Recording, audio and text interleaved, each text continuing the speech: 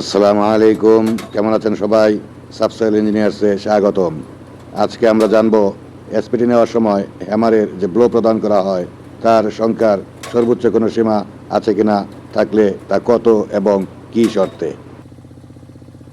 SPT বা soil টেস্টের সময় কিভাবে হ্যামারের ঘা গণনা করে করে এসপিটি ভ্যালু বা এন ভ্যালু নির্ণয় করা হয় তার একটি ভিডিও ইতিমধ্যেই চ্যানেলে আপলোড করা হয়েছে।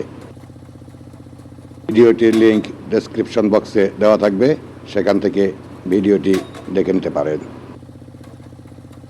এটাই স্পষ্ট যে লেয়ারে হ্যামারের ঘা যত বেশি লাগবে সেই লেয়ারের মাটি তত শক্ত, আর যে লেয়ারে হ্যামারের ঘা যত কম লাগবে সেই লেয়ারের মাটি তত নরম। কখনো কখনো এমন শক্ত লেয়ারও পাওয়া যায় যে হ্যামারের ব্লো লাগতেই থাকে, কিন্তু সেই তুলনায় পেনেট্রেশন একেবারেই কম হয়। আবার স্পুনের নিচে বড় ধরনের কোনো পাথর বা বোল্ডার যদি পড়ে যায় তাহলে যতই ব্লো দিন না কেন সেখানে আপনি পেনেট্রেশন করাতেই পারবেন না।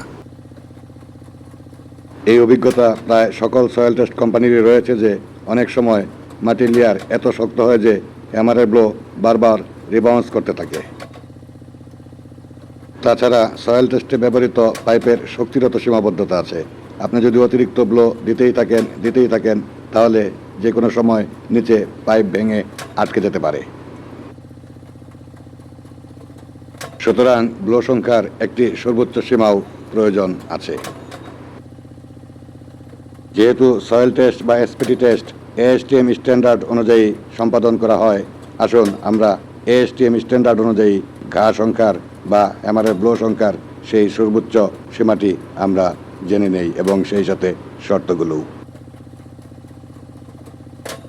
আসুন এবার জেনে নেই ব্লো সংখ্যার সেই সর্বোচ্চ সীমা কত এবং কি শর্তে।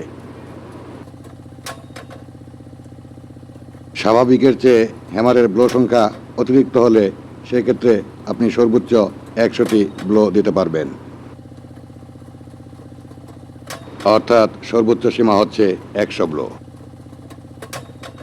তবে যে কোনো 6 ইঞ্চি চিহ্নিত দাগের পেনেট্রেশনের জন্য যদি 50টি ব্লো লেগে যায় আপনাকে সেখানেই থেমে যেতে হবে, অথবা পরপর 10টি ব্লোর বিপরীতে যদি 1 মিলিমিটারেরও কম পেনেট্রেশন হয় তাহলেও আপনাকে থেমে যেতে হবে। তো এই হলো এসপিটি বা সয়েল টেস্টের সময় হ্যামারের ব্লো সংখ্যার সর্বোচ্চ সীমা এবং শর্ত। ভালো থাকুন, সুস্থ থাকুন। ভিডিওটি ভালো লাগলে চ্যানেলটিকে সাবস্ক্রাইব করুন, লাইক কমেন্ট করে পাশে থাকুন। ধন্যবাদ। আল্লাহ হাফেজ।